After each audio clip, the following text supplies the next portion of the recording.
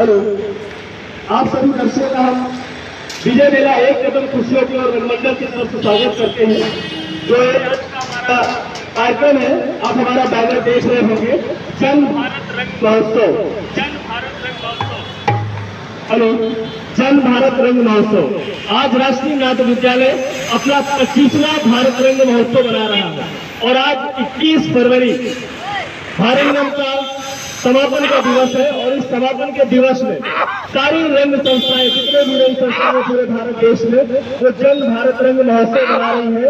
और जन भारत रंग महोत्सव के अंतर्गत हमारा जो नाटक है, लो फिर आ गई सोने की चिड़िया, वसुदेव कुटुंबकम का नाटक दिखाएंगे आप लोगों का। और नाटक से पहले हम लोग अपने भारत माता के नमन करते हुए एक नृत्य दिखाते हैं और इसके बाद आप सब लोगों के सामने लो फिर आ गई भारत की चिड़िया नाटक दिखाएंगे। आप सभी दर्शक, क्या आप सभी लोग पास आ जाए ताकि हम लोगों को कार्यक्रम दिखाने में और आप लोगों को देखने में आनंद आए। आप सभी दर्शक जो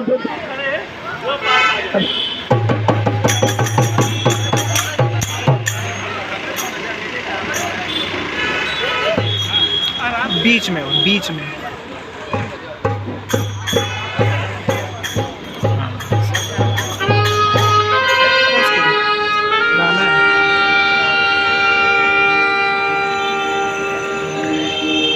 तलवारों पे सरवार दिए, अंगारों में जिस्म जलाया है, तब जाके कहीं हम सर पे ये तुम अभी फिर आ जाना सजाया है। खड़े हो जाए। हाँ जाओ तुम बताएं।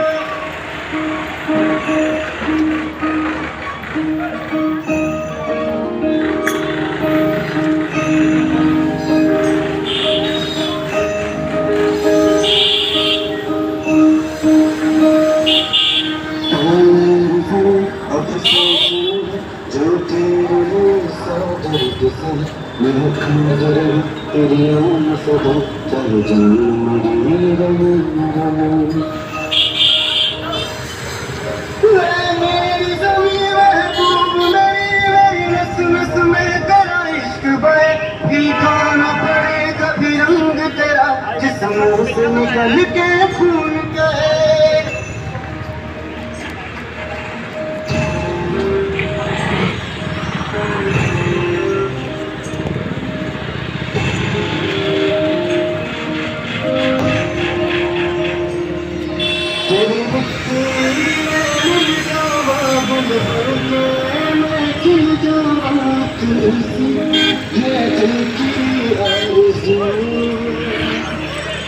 तेरी नदियों में बह जावा, तेरे खेतों में लहरावा, तुलसी है दिल की आरज़ू।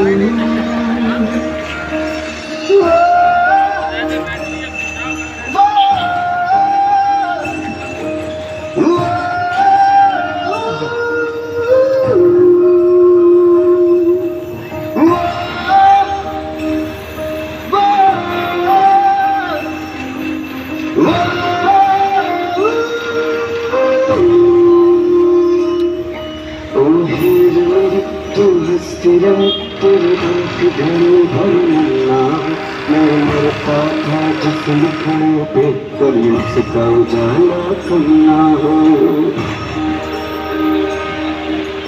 माई मेरी क्या फिक्र तुझे, क्यों आग से दरिया बहता है, तू कहती थी तेरा चांद हूँ मैं और चांद हमेशा रहता है।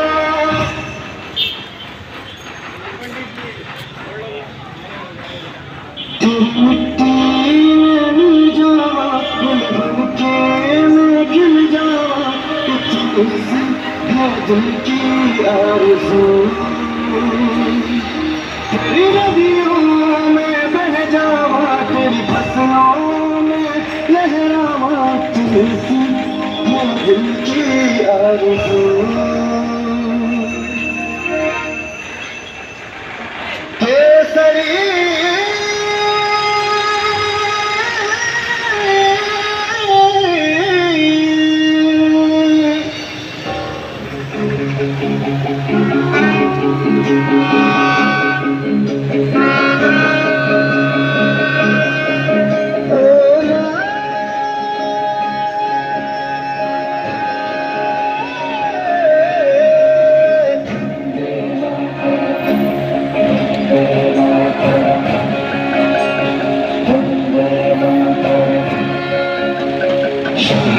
सारा जाना देख लिया है, कहीं भी तेरे जैसा कोई नहीं है। असम ही सौतन दुनिया घुमाए, यहाँ कहीं तेरे जैसा कोई नहीं। मैं गया जहाँ बस तेरी याद थी, जो मेरे साथ थी, मुझको तड़पाती रुलाती। सबसे प्यारी प्यार है बस तेरा प्यार ही। माँ तुझे सलाम, माँ तुझे सलाम, माँ तुझे सलाम, माँ तुझे सलाम। वंदे मातरम, वंदे वंदे वंदे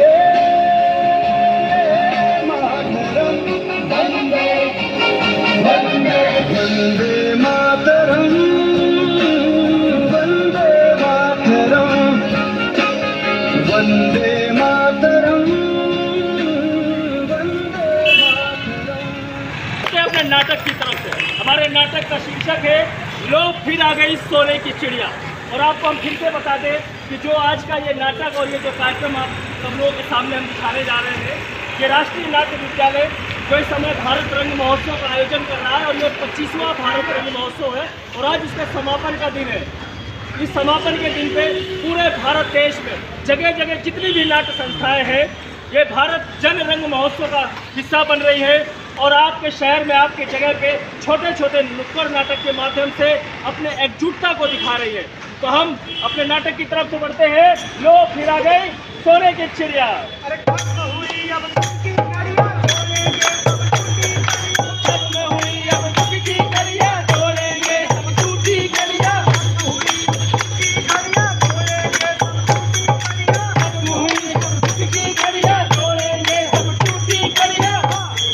ऋषि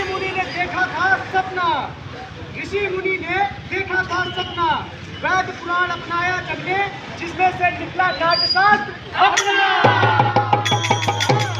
अरे भरत मुनि ने सूत्र बनाया, भरत मुनि ने सूत्र बनाया।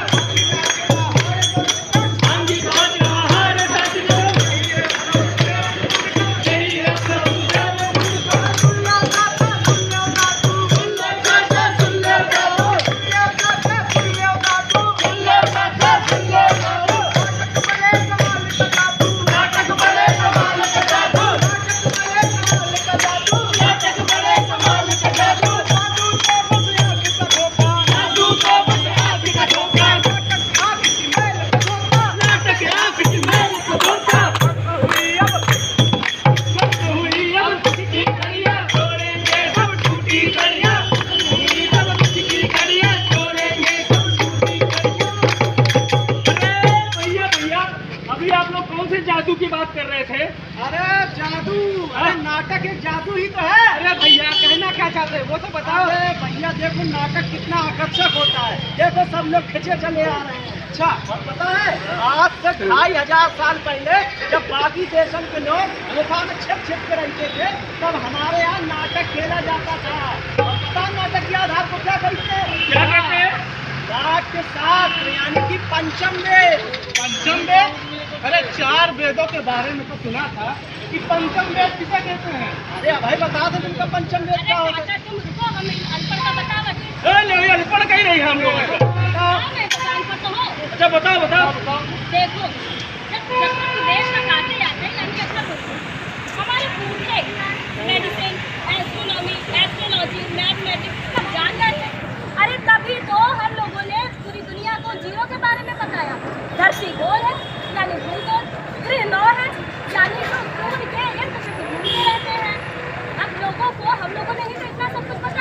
अरे ये सब छोड़ो, नाट्य शास्त्र के बारे में बताओ। हाँ, पता नहीं भूगोल उगोल कौन बता रही है। बताओ है, बस तो देखो ये सब होने के बाद लोगों को लगा कि अपने समाज को, संस्कृति को बढ़ाने के लिए हम लोगों को कला के बारे में बात करनी चाहिए। तो फिर लिखा गया पंचम वेद यानी नाट्य शास्त्र, जिसमें गीत, संगीत, नृत्य, ललित कलाएं सब शामिल थे। और फिर इन सबको पढ़ने से लोगों को खुशी मिलती है, हर्ष मिलता है। और भैया समाज में नाटक का योगदान रहा है और हमेशा रहेगा। अरे पर ये सब तो ठीक है, पर ये पंचम वेद लिखा किसने है? भैया हमारे बहुत पुराने ऋषि हुआ करते थे, जिनका नाम था भरत मुनि। क्या? भरत मुनि? भरत मुनि? हाँ, उन्होंने लिखा नाट्य शास्त्र। और नाटक का मतलब होता है यानी देश पढ़े लिखे लोगों से भरा हुआ था। तभी तो नालंदा, तक्षशिला, विक्रमशिला सभी विश्वविद्यालय केवल भारत में है। दीदी तो ये गड़बड़ कब से हुई? अरे गड़बड़ भाई 400 साल पहले। वो कैसे? अरे अखंडता की कमी की वजह से, हम लोगों में एकता थी ही नहीं, तो वो मुकाम हमने खो दिया भैया इन सामाजिक बुराइयों के कारण। कैसी बुराई वाली? जैसे आलस, नशा, अहंकार, ऊंच नीच, भेदभाव, मतलब अपने को ऊंचा समझना और लोगों को नीचा। अब इन सब बुराइयों को मिटाने के लिए हर एक व्यक्ति को संकल्प लेना होगा, क्योंकि अगर व्यक्ति मजबूत होगा तो परिवार मजबूत होगा, परिवार मजबूत होगा तो समाज, और समाज से देश मजबूत होगा। अरे हमको परिवार से याद आया, मोदी जी अभी G20 में कह तो रहे थे वन अर्थ वन फैमिली, पर इसका मतलब है? अरे हमारे उपनिषदों में तो कहा गया पहले वसुधैव कुटुंबकम, इसका मतलब तो होता है वन अर्थ वन फैमिली। अच्छा और भैया हम कुछ कहा चाहिए थे। अरे भैया वो कोरोना के बारे में कहे चाहिए रहा है। कोरोना? हाँ भैया कोरोना तुम नहीं जानत का? अरे भैया कोरोना ऐसी बीमारी है कि वो समय इतनी ज्यादा दिक्कत रहा समाज में, लेकिन भैया अरे हमरे मोदी जी, अरे हमारे देश में, हमरे देश द्वारा कितनी दवाई दूसरे देशन में भेजी गई, बहुत फ्री में। इससे कितने लोगन के जान बची, कितने लोगन का जीवन दान मिला। अरे ईका कहाँ है? जियो और जीने दो। अरे भैया ईका कहा था वसुधैव कुटुंबकम, और वसुधैव कुटुंबकम का इससे बड़ा उदाहरण और क्या होगा? भैया ये पूरा संसार हमारा परिवार है, और अगर हम इसी विचार को लेकर आगे बढ़े तो वो दिन दूर नहीं जब हम इस देश को फिर से सोने की चिड़िया बना सकते हैं। सोने की चिड़िया?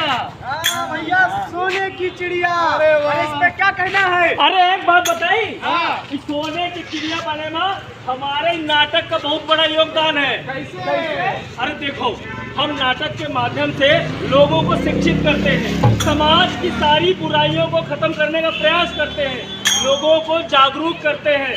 और एक बात बताई, इस समय पूरा संसार लड़ाई झगड़ा युद्ध में सब में लगा हुआ, आतंकवाद में लगा हुआ है, और हम भारतीय लोग भारंगम मना रहे हैं, भारत रंग महोत्सव मना रहे हैं। और इससे अच्छी कोई बात हो सकती है क्या? अरे नहीं। और एक बात और बताएं, अगर हमारा देश इसी तरह शिक्षित होता रहा और संगठित होता रहा तो हमें सोने की चिड़िया बनने से कोई नहीं रोक सकता।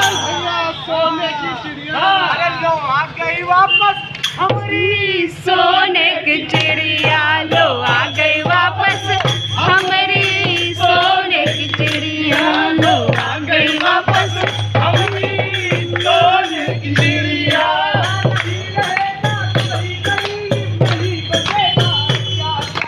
नहीं रहेगा कोई गरीब, नहीं रहेगा अत्याचारी।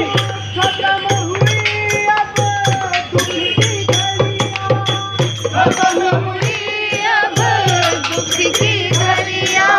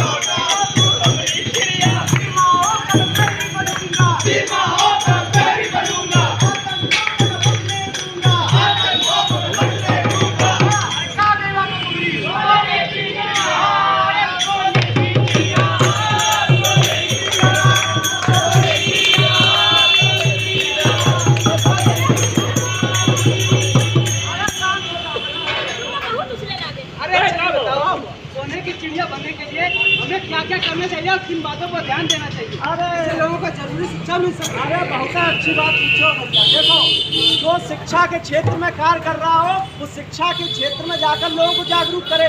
जो महिलाओं के विकास में कार्य कर रहा हो, वो उनके सशक्तिकरण के लिए आगे बढ़े, और तो और महिलाओं की शिक्षा और उनके अपराधों के प्रति उन्हें जागरूक करना चाहिए। मतलब महिला समर्थ तो परिवार सशक्त। हाँ, महिला समर्थ तो परिवार सशक्त। अरे भैया, और भी तो मुद्दे हैं जिन्हें हम नाटक के माध्यम से लोगों तक पहुंचा के उन्हें शिक्षित और जागरूक कर सकते हैं। हाँ, जैसे नशे से होने वाले आर्थिक, सामाजिक और स्वास्थ्य को होने वाले नुकसान के बारे में बताकर हम लोगों को जागरूक कर सकते हैं।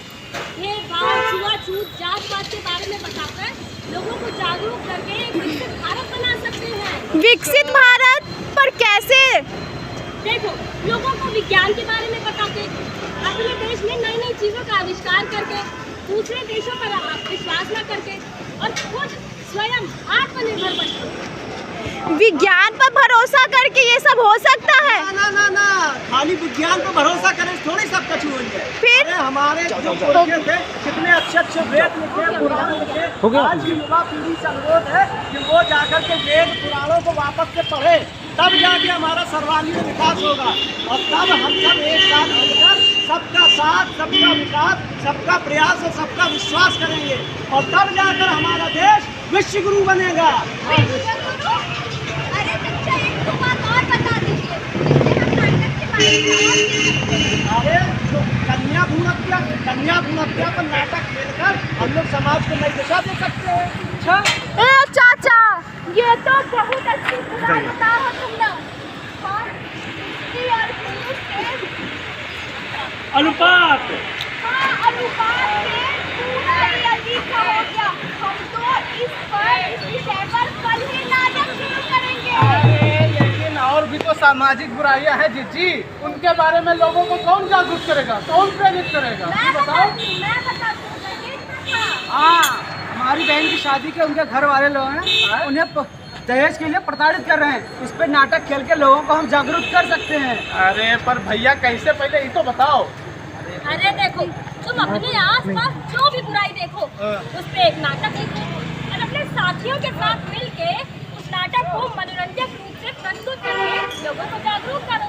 अच्छा। हाँ, इससे विश्व गुरु भी हो जाएगा, मनोरंजन भी हो जाएगा।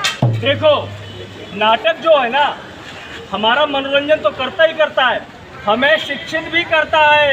और एक बात और, किसी भी देश की समृद्धि में वहाँ की संस्कृति का बहुत बड़ा योगदान है, वहाँ की कलाओं का बहुत बड़ा योगदान है। जिस देश ने अपनी संस्कृति और अपनी कलाओं का मान रखा है, वो हमेशा ऊंचाइयों पर गया है। इसलिए हम सब लोगों को अपनी संस्कृति, अपनी कलाओं को संजोना है और उनके बारे में जानना है और उन्हें अपनाना है, क्योंकि हमारी कलाएं सुरक्षित, हमारी संस्कृति सुरक्षित, तो हमारा देश आगे बढ़ने से कोई नहीं रोक सकता। कोई नहीं रोक सकता। भैया क्या कहते हो? अरे भैया कहना है कि अरे मिल गया ज्ञान का खजाना रे भैया, ना छोड़ेगा, मिल गया ज्ञान का खजाना रे भैया, ना छोड़ेगा, मिल गया ज्ञान का खजाना रे भैया, ना छोड़ेगा, मिल गया ज्ञान का खजाना। आज सभी दर्शकों का बहुत बहुत धन्यवाद जो आप लोगों ने समय निकालकर हमारे इस छोटे से नाटक को देखा। और हम फिर बता दें, इस नाटक को करने का उद्देश्य है कि आप अपनी संस्कृति, अपनी कलाओं को जानें, और हमारा देश जो अपनी संस्कृति के रूप में जाना जाता है, विविध प्रकार की संस्कृतियां हैं हमारे देश में, उन्हें संरक्षित करना हम सबका कर्तव्य है और हम सबका काम है। और ये जो आयोजन है, राष्ट्रीय नाट्य विद्यालय इस समय अपना 25वां भरत रंग महोत्सव मना रहा है, और उसके तहत आज समापन का दिवस था। और उस समापन दिवस में हम लोग सब जन भारत रंग महोत्सव में शामिल हुए हैं, और उस आयोजन को सफल बनाने का एक हमारा छोटा सा प्रयास था। आप सभी लोगों को बहुत बहुत धन्यवाद। बहुत